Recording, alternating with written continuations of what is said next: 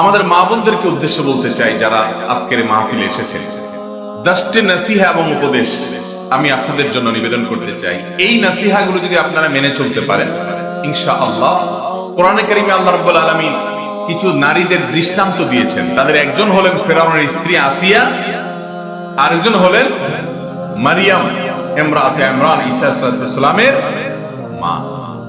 তাদের মতো এবং নবী করিম সাল্লাল্লাহু আলাইহি ওয়াসাল্লামের পত্নীগণ মহিষা আয়েশা রাদিয়াল্লাহু তাআলা সহ উম্মুল মুমিনিন সহ আরো যারা ছিলেন তাদের মতো হতে হলে আজকের এই যুগের সকল চ্যালেঞ্জ এবং প্রেক্ষাপটকে সামনে রেখে 10টি নসিহা আপনাদেরকে আমি করতে চাই। নাম্বার 1, ঈমান তো থাকতেই হবে, সেটা আমি আর পয়েন্টে আনলাম না। 1 নম্বর হলো 5 ওয়াক্ত সালাত ঠিকমতো করতে হবে। আমাদের মা বোনদের একটা সমস্যা হলো, অনেক মহিলারা আছেন টাইম মতো নামাজ পড়েন না। যেহেতু পুরুষরা জামাতে নামাজ পড়ে, তাদের জামাতে সালাত আদায় করার জন্য একটা গুরুত্ব থাকে, মা বোনরা বাসা বাড়িতে পড়ছি করে অনেক সময় দেরি করে ফেলেন।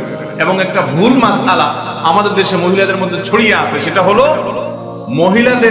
মহিলাদের সালাত হবে মসজিদে পুরুষের জামাতের পরে, আজানের আগে তারা নামাজ পড়তে পারবে না, পুরুষদের জামাতের আগে পড়তে পারবে না।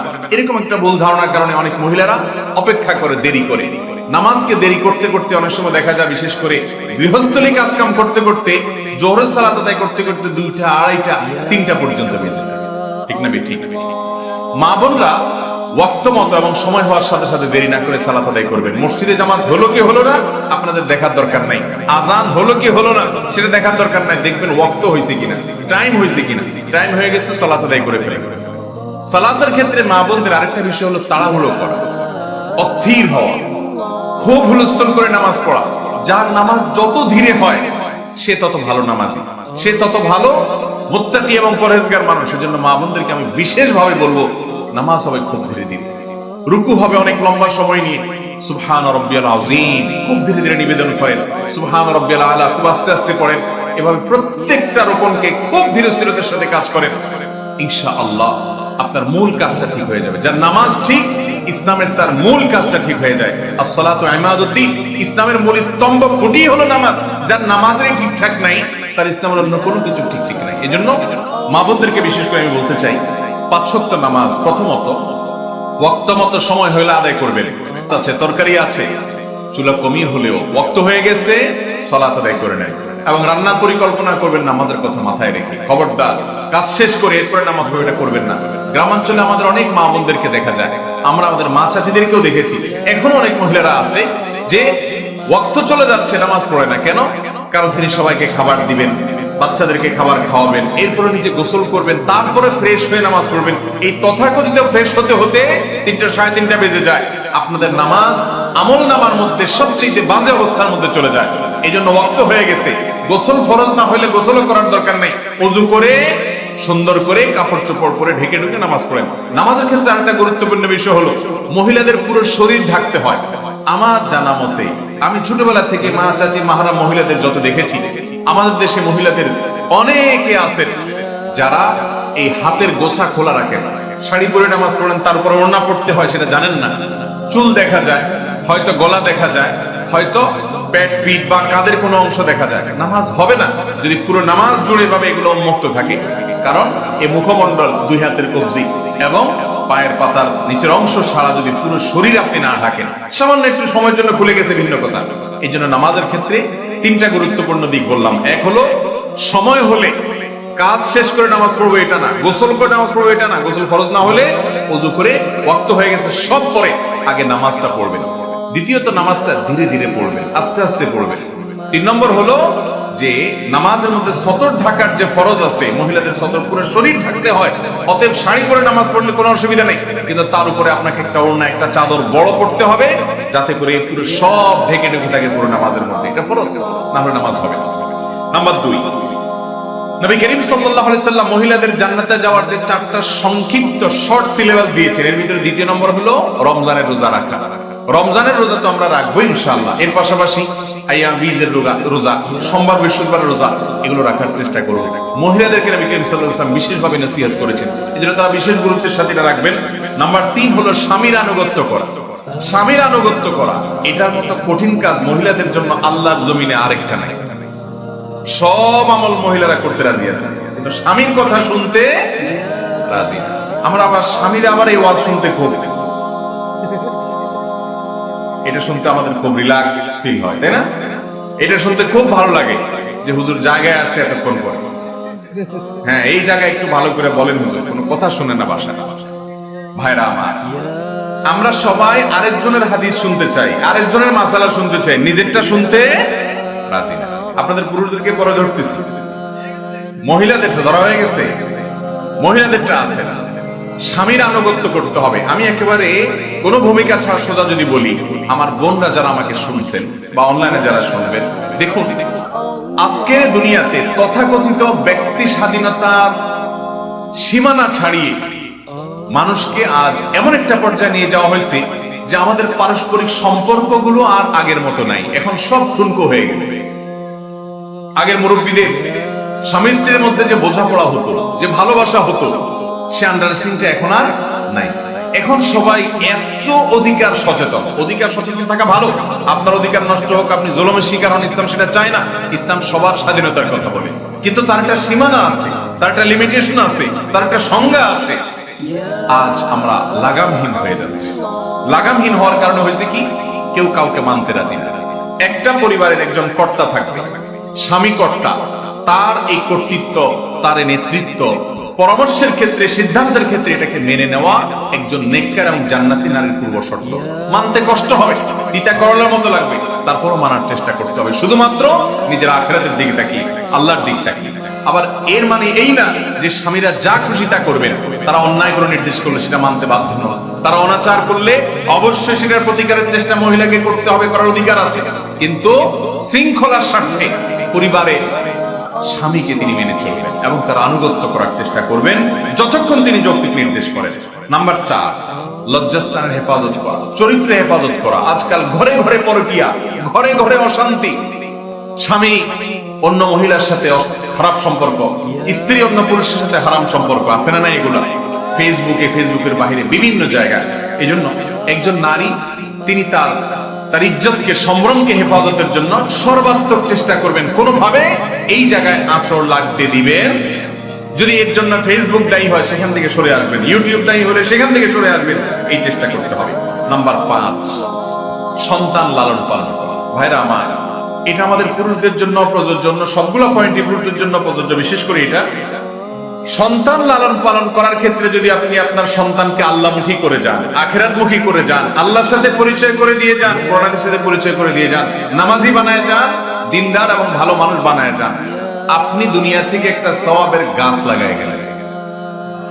কারণ আপনি নিজে কতটা আমল করে যেতে পারবেন।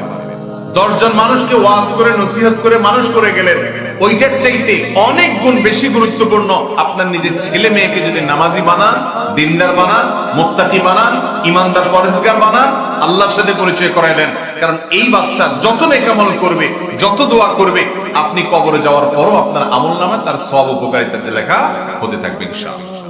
এই জন্য মা বোনরা, বিশেষ করে সন্তান আপনাদের কাছে বেশি থাকে, তাদেরকে আল্লাহর সাথে পরিচয় করা। আজকাল আমাদের মা বোনরা দুনিয়াবি শিক্ষা শিক্ষিত করার জন্য পাগল করা হয়ে যান, করেন সেগুলা, কিন্তু তাদেরকে দিন শিখান, আল্লাহর সাথে পরিচিত করান, নামাজে অভ্যস্ত করান, কোরআনটা সহি করে পড়া শিখান এবং আল্লাহ এবং আল্লাহ রাসূলের আনুগত্য শিখান, দিনের প্র্যাকটিস বাসার মধ্যে করেন। তাহলে আপনি একজন দিনদার, নেককার, মুত্তাকি মহিলা হতে পারবেন। নাম্বার 6, নেয়ামতের শুকর আদায় করেন। নবী করিম সাল্লাল্লাহু আলাইহি ওয়াসাল্লাম বলেছেন, মা বোনদের জাহান্নামে যাওয়ার সবচেয়ে বেশি কারণ হলো নাশুকরি। এই নাশুকরি অনেক পুরুষও বেশি করে, কোন কোন ক্ষেত্রে মহিলার চাইতে কোন পুরুষ বেশি করে। কিন্তু মহিলাদের মধ্যে এই রোগ সম্পর্কে নবী করিম সাল্লাল্লাহু আলাইহি ওয়াসাল্লাম সতর্ক করেছেন। স্বামী অনেক কিছু করেছে, একটু চুল থেকে নুন বেশকম হয়েছে, সব অস্বীকার করে বসছে। এই রোগ আছে না নাই? অতএব আল্লাহ শুকর আদায় করতে হবে, বিশেষ করে দাম্পত্য জীবনে। এটা আমাদের পুরুষদের জন্য জরুরি, টনিকের মতো। দাম্পত্য জীবনের শান্তির জন্য নেয়ামতের শুকর আদায় করার কোনো বিকল্প নাই। যে অবস্থায় আছে আলহামদুলিল্লাহ, আমার চাইতে বহু খারাপ অবস্থায় মানুষ আছে না নাই? অতএব সর্বাবস্থায় আল্লাহ শুকর আদায় করার জন্য বড় মন লাগে, বিশাল হৃদয় লাগে যে আলহামদুলিল্লাহ আমাদের কিছু নাই, এটাতে আমরা আল্লাহ শুকর আদায় করি। মুসলমানের তো দুনিয়া সব না, সব আখিরাতে কোন রকম দিন পার করা। অতএব শুকর আদায় করতে হবে নেয়ামতের। 7 নম্বর হলো কোন প্রকার অভিশাপ, গাল, মন্দ এগুলো করা যাবে না। অনেক মা বোন আছেন, বাচ্চা কাচ্চাকে, পুরুষদের মধ্যে এসব রোগ আছে, বাচ্চা কাচ্চাকে চুল থেকে নুন ব্যাস কম হলো গালিগালাজ শুরু করে দিল, বদদোয়া শুরু করে দিল, তুই ধ্বংস হ, তোর উপর আল্লাহর এটা পড়ুক সেটা পড়ুক, বদদোয়া দেয়া শুরু করে দেয়, স্বামীকে দেয়া শুরু করে দেয়, অন্যকে দেয়া শুরু করে দেয়। নবীজি সাল্লাল্লাহু আলাইহি ওয়াসাল্লাম মহিলাদের জাহান্নামে যাওয়ার প্রধান দুই কারণের যে উল্লেখ করেছেন তার একটা হলো এটা, অতিরিক্ত গজব দেওয়া, বদদোয়া দেওয়া, গালমন্দ করা, এটা করা যাবে না, ধৈর্য ধারণ করতে হবে। 8 নম্বর হলো আত্মীয়তার বন্ধন রক্ষা করা। জটিল একটা কাজ, মা বোনদের জন্য আত্মীয়তার বন্ধন রক্ষা করা এত সহজ কাজ না। বিশেষ করে আজকের এই যুগে এটা অত্যন্ত টাফ হয়ে গেছে, কারণ স্বামী চায় তার ফ্যামিলি নিয়ে আপনি বিজি থাকেন, আপনার মা আছে, আপনার বোন আছে, আপনার ভাই আছে, তাদের সাথে রক্ত সম্পর্কে মানুষদের সম্পর্ক রাখতে হবে, ন্যূনতম যতটুকু অন্তত ফোনে হাই হ্যালো হ্যালো করতে হবে। এটা যদি না করেন তাহলে কিন্তু আল্লাহর কাছে আপনি ধরা খাবেন। অনেক মহিলা আছে বিয়ের পর তারা বাবার বাড়ি, ভাই বোন এই সম্পর্কটাকে তারা একেবারে ভুলে যায়। আবার অনেকে আছে সেদিকে এত প্রেসার দেয় যে স্বামীর সংসারের প্রতি অবহেলা করে, ঝগড়াঝাটি করে। এই জন্য ব্যালেন্স করতে হবে, বিশেষ করে আত্মীয় স্বজনের সাথে সুসম্পর্ক বজায় রাখার চেষ্টা করতে হবে, আর স্বামীকে তার আত্মীয় সাথে সুসম্পর্ক রাখার চেষ্টা সহযোগিতা করতে হবে। অনেক মহিলা আছে দেখবেন যে সব ঠিক আছে, নামাজ কালাম পড়ে এবং সব কথা মানতে রাজি আছে, কিন্তু স্বামী তার ছোট ভাইরে টাকা দেয় এটা রাজি না। ঠিক না? ঠিক। স্বামী তার বাপ মার কথা শুনো এটা মানতে রাজি না, আমার কথা শুধু শুনবে, তাদের কথা শুনবে না। এটা হলো ব্যাককল মহিলা এবং নির্বোধ মহিলা। কারণ হলো যেই স্বামী তার আত্মীয় স্বজন রক্ত সম্পর্কে মানুষগুলোর কথা শুনবে, আল্লাহ তাআলা তার হায়াতে বরকত দিবে, তার রিজিকে বরকত দিবে, ওই মহিলারই লাভ। এই জন্য স্বামীকে তার আপনজন থেকে সরালে মহিলার ক্ষতি, তার নিজের ক্ষতি। এরপরে 9 নম্বর হলো দান সাদাকা করা। আমাদের দেশে মহিলারা দান সাদাকা করতে পারে, কারণ মহিলাদের কোনো টাকা পয়সা থাকে না। এটার জন্য মূল দায় আমাদের, আমি সেটা নিয়ে দীর্ঘ আলোচনা যাব না। আমরা মহর পরিশোধ করলে মহিলাদের টাকা হয়, আমরা বাবা মার সম্পদে তাদের যে মিরাস আছে, ভাগ আছে, এটা দিলে তাদের টাকা হয়, হাত খরচ দিলে তাদের টাকা হয়, তাদের টাকা হওয়ার বহু অপশন আছে। কিন্তু সব অপশন আমরা এই পুরুষ শাসিত পুরুষতান্ত্রিক সমাজে জুলুম করে আমরা সেগুলো থেকে তাদেরকে বঞ্চিত রাখি। যার কারণে একজন মহিলা তিনি মনে চাইলে একটা মসজিদে দান করবেন, একজন ইয়েতিমকে দান করবেন, একজন গরিবকে দান করবেন, তার দেওয়ার কোনো অপশন নাই। এটার জন্য অবশ্য আমাদের মহিলাদেরও দোষ আছে, তারা যেখানে সেখানে ছাড় দিয়ে বসে। আমি এই জন্য বলি, বিয়ের সময় মহরের টাকা পুরোটা বুঝে নেবেন, আপনার টাকা আপনার কাছে থাকবে, সেখান থেকে স্বামীকে হাওলাত দিলে আবার ফেরত নেবেন, মন মতো দান করবেন। আপনার দানের সব দরকার আছে, পুরুষদেরও সহযোগিতা করতে হবে। নবী করিম সাল্লাল্লাহু আলাইহি ওয়াসাল্লামের সময় মহিলারা তাদের গহনা দান করতেন, তাদের সাথে থাকা সম্পদ দান করতেন। এই দানের মাধ্যমে মানুষ আল্লাহর সন্তুষ্টি অর্জনের পথে আগাতে পারে। তো মহিলারা দানের অপশনগুলো খোলা রাখবেন। অনেক হালাল উপার্জন ঘর বাড়িতে বসে করা যায়, স্বামী এবং অভিভাবকদেরকে কনভিন্স করে তাদের মাধ্যমে এটা করবেন। সর্বশেষ এবং 10 নম্বর হলো সময় নষ্ট করবেন না, সময় অপচয় করবেন না। আজকাল আমাদের নারী পুরুষ সকলের সবচেয়ে বড় সমস্যা হলো আমরা সময় নষ্ট করি ফেসবুকে, সোশ্যাল মিডিয়াতে। আমার মা বোনদেরকে আমি এই 10টা নসিহত করলাম, আবার বলছি, সালাতটা ঠিকঠাক মতো পড়বেন, আউয়াল ওয়াক্তে শুরুর দিকে পড়বেন, খুব ধীরে ধীরে পড়বেন, অন্য কাজ গোল্লা যাক, সালাতটা সবকিছুর আগে পড়বেন এবং সতর্ক ঠিক মতো ঢেকে পুরো শরীর আবৃত করে, শাড়ি পরলে তার উপরে আবার আরেকটা ওড়না বা বড় কিছু পরে সালাত আদায় করবেন। নাম্বার 2, রমজানের রোজা তো রাখবেনই, নফল রোজা সোম বৃহস্পতি চান্দ্র মাসের 13, 14, 15 এগুলো রাখার চেষ্টা করবেন। নাম্বার 3, স্বামীর কথা মানতে কষ্ট হলেও, অপছন্দ হলেও, লোকটা খারাপ হলেও যদি অন্যায় কথা না বলে, অযুক্তি কিছু না বলে, তাহলে তাকে আপনি মুরব্বী হিসাবে, সিনিয়র হিসাবে, তাকে অভিভাবক হিসাবে, সিদ্ধান্তদাতা হিসাবে আল্লাহর সিদ্ধান্তকে মেনে তাকে মান্য করে চলবেন। কষ্ট হলেও এটা তিতা করলার মতো হলে আমল করার চেষ্টা করবেন। নাম্বার 4, লজ্জাস্থানের হেফাজত, অর্থাৎ সম্ভ্রমের হেফাজত, কোনোভাবে এটা যেন নষ্ট না হয়। দেবরের সাথে পর্দা করবেন, অন্যদের সাথে পর্দা করবেন, পর্দার খাস মেহনত করবেন। অনেক মহিলারা আছে পর্দা বুঝেন না। এই পয়েন্টটার অধীনে পর্দা নিয়ে অনেক কথা বলা দরকার ছিল, কিন্তু আমার হাতে সময় নাই। শুধু এইটুকু বলবো যে আপনার সৌন্দর্য আপনার স্বামী ছাড়া আপনার শ্বশুর বাড়ির অন্য যারা আছে তাদের সামনে, এমনকি যারা গায়রে মাহরাম তাদের কারোর সামনে আপনি প্রদর্শন করবেন না, পরিপূর্ণ পর্দা করবেন। আর 5 নম্বর হলো সন্তানগুলো আপনার অ্যাসেট। এই সন্তানগুলো হলো আপনার ব্রিজ, এই ব্রিজ দিয়ে আপনি জান্নাতের সবচেয়ে সহজে যেতে পারেন। একটা ছেলে সে অনেক বড় ব্যবসায়ী হতে পারে, অনেক বড় চাকরিজীবী হতে পারে এক সময়, তার গোড়াতে দিন দিয়ে দেন, ইসলাম দিয়ে দেন, ঈমান দিয়ে দেন, তাকওয়া দিয়ে দেন, আল্লাহর সাথে পরিচয় করিয়ে দেন। একটা মেয়ে তাকে বিয়ে দিয়ে দিবেন, সে অন্য সংসারে চলে যাবে, হয়তো তার ঘরে ছেলে মেয়ে হবে, আরো বড় কিছু হবে, কিন্তু তাকে আপনি দিন দিয়ে দেন, তাহলে একটা গাছ লাগাই দিলেন সওয়াবের। এর চেয়ে শর্টকাট কোনো ওয়ে নেই। এই জন্য সন্তানগুলোর জন্য বিশেষভাবে মনোযোগ দেন। আজকাল মা বোনরা মোবাইলে, টেলিভিশনে, আড্ডাবাজিতে এতটা আসক্ত যে সন্তানকে সময় দেওয়ার সুযোগ নেই। তাদেরকে দিনমুখী করতে হবে। দুনিয়া শিখুক আর না শিখুক, দিন তাকে শিখতেই হবে। নাম্বার 6, আল্লাহর নেয়ামতের শুকর আদায় করবেন, স্বামীর নেয়ামতের শুকর আদায় করবেন। আল্লাহ আপনাকে কষ্টে রেখেছে, আপনার আরেক বান্ধবী বিয়ে হয়েছে, সে আরেকটু ভালো আছে, না শুকরি করবেন না। মনে রাখবেন সে অনেক দুঃখে আছে, সেগুলো আপনি জানেন না, সুখটা আপনি দেখছেন। আল্লাহ শুকর আদায় করবেন যে আমি এর চেয়ে খারাপ থাকতে পারতাম, ইনশাআল্লাহ এর মাধ্যমে জান্নাতের পথ সুগম হবে। 7 নম্বর হলো কোন প্রকার গালিগালাজ, অভিশাপ সন্তানকে, স্বামীকে, অন্যকে দিবেন না। ধৈর্য ধারণ করবেন যত কঠিন পরিস্থিতি হোক। 8 নম্বর হলো আত্মীয় স্বজনের সাথে সুসম্পর্ক বজায় রাখবেন। শুধু নিজে রাখলে হবে না, স্বামীকেও রাখতে দিতে হবে, যেন তিনি তার স্বামী তার বোনের বাড়িতে যাবে, আপনি অ্যাপ্রিসিয়েট করতে হবে। দিল চায় না, তারপরও দিতে হবে, কারণ তার জন্য এটা ফরজ। স্বামী তার ভাইকে আদর করে, যত্ন করে, পয়সা দেয়, সহযোগিতা করে, আপনি তাকে সহযোগিতা করতে হবে, কারণ আত্মীয়তার সম্পর্ক রক্ষা করা ফরজ। তাকে তার কাজ করতে দিতে হবে। সে তার মায়ের কথা শুনবে, সে তার বাপের কথা শুনবে, তাদের সাথে সুসম্পর্ক বজায় রাখবে। অনেক মহিলা আছে দিনদার, নামাজি, সব ঠিক আছে, কিন্তু এগুলো সহ্য করতে পারে না। এই জায়গাটা কঠিন একটা জায়গা মহিলাদের জন্য। এই জন্য নিজে আপনার আত্মীয় স্বজনের সুসম্পর্ক বজায় রাখবেন, স্বামীকে তার রক্ত সম্পর্কীয় মানুষদের সাথে সুসম্পর্ক বজায় রাখতে সাহায্য করবেন, লাভ আপনারই হবে।